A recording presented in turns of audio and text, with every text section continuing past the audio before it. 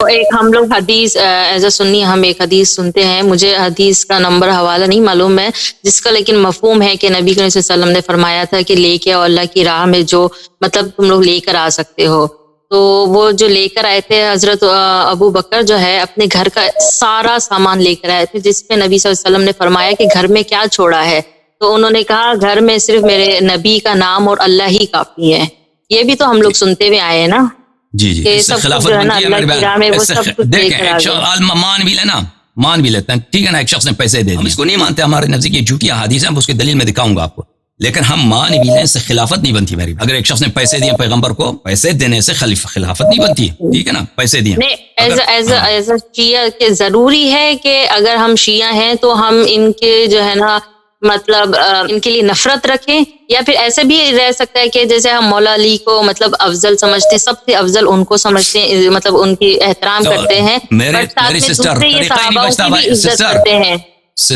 وہ ایک شخص ہے نا، اس نے کہا کہ میں آپ کا امام ہوں، میں خلیفہ ہوں، حالانکہ خلیفہ حقیقی کوئی اور ہے، تو اس نے جھوٹ بولا ہے نا، اس نے فراڈ کر کے خلیفہ بنایا۔ بھائی میری سسٹر، اب اس نے پیچھے کوئی پیسے وغیرہ دیے بھی ہوں، ٹھیک ہے نا، پچھلے اس نے اچھے کام کیے بھی ہوں، وہ بعد میں جو اس نے غلطی کیا ہے، یہ تو آپ خود مانتی ہیں کہ اور سب مانتے ہیں کہ اس کی خلافت پہ نہ کوئی حدیث ہے، کچھ بھی نہیں ہے،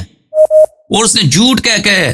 افتراء کر کے کہ بھائی میں رسول اللہ صلی اللہ علیہ وسلم کا جانشین ہوں، تو یہ تو کہنا، یہ تو اتنا بڑا ظلم آپ پر ہے، ہم پر ہے، پوری امت پر ہے، اتنا بڑا ظلم، یہ تو برا اس کو کہنا پڑے گا نا، یہ برا کام ہے، اور یہ ساری عزت اسی سے چلی جاتی ہے،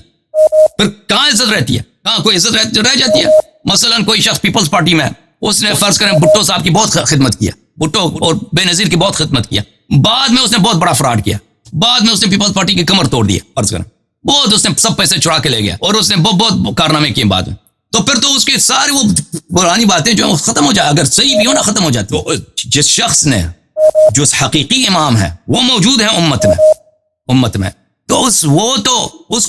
کو تو گھر بھیج دیا اور خود جھوٹ میں امام بنائے مسلمانوں کا، وہ تو ماننا پڑے گا آپ کو۔ اب دوسرے بھی کال کر رہے ہیں میری بہن، اب ان کے کالوں کو مجھے دینے دو، ٹھیک ہے نا، تھینک یو بہت مہربانی آپ۔ یہ جو باتیں آپ کہہ رہے ہیں نا، یہ مخالفین کے روایات ہیں، یہ شیعوں کے نزدیک یہ سب احادیث جھوٹے ہیں، یہ احادیث جو آپ کہہ رہے ہیں نا کہ اس نے پیسے دیے وغیرہ دیے، تو یہ اکثر بھی عائشہ سے مروی ہیں، اور وہ اپنے والد کی غلط انداز میں تعریف بہت کرتی ہیں۔ میں آپ کو عائشہ ابو بکر اگر اتنا ہی پیسے والا تھا تو میں اس کو دکھاتا ہوں اس کا کیا حیثیت ہے۔ المستدرک علی الصحیحین، جاب دار الکتب العلمیہ، الجزء الثالث، یہاں پہ ملاحظہ فرمائیے یہ حدیث صحیح ہے بشرط مسلم، حدیث نمبر 4267، یہاں پہ اسماء بنت ابی بکر، عائشہ کی جو بڑی بہن ہے اسماء، حدیث یہ اسماء بنت ابی بکر، اسماء جو عائشہ کی بڑی بہن ہے، اس سے روایت یہ ہے جب ہجرت کا وقت آیا ہے تو ابو بکر نے اپنا سارا پیسہ اپنے ساتھ لے کے گیا مدینہ، تو میرا جد جو ہے ابو قحافہ، وقد ذهب بصره، ابو قحافہ جو تھا بوڑھا تھا، اس کی آنکھیں اندھے ہو چکے تھے، وہ آیا، ان هذا والله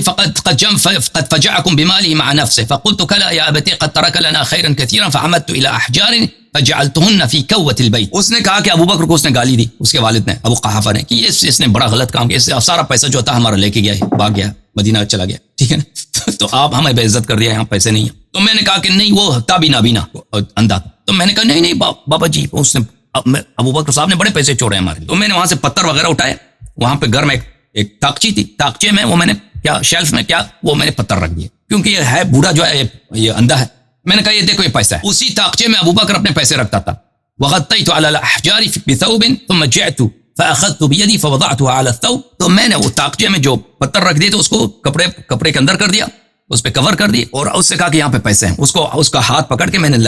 کہا کہ یہاں ہاتھ لگا، اس نے ہاتھ لگایا، دیکھا کہاں یہاں پہ کپڑے کے اندر کچھ سامان ہے، تو میں نے کہا کہ یہ مال جو ہے نا، یہ پیسے جو ابو بکر چھوڑ کے چلا گیا، اما اذا ترك هذا فنعم، تو اس نے کہا کہ ہاں اگر اس نے یہ پیسے چھوڑے تو بڑا اچھا کیا۔ تو اس کا والد کون تھے عزیزوں؟ پہلی بات یہ ہے کہ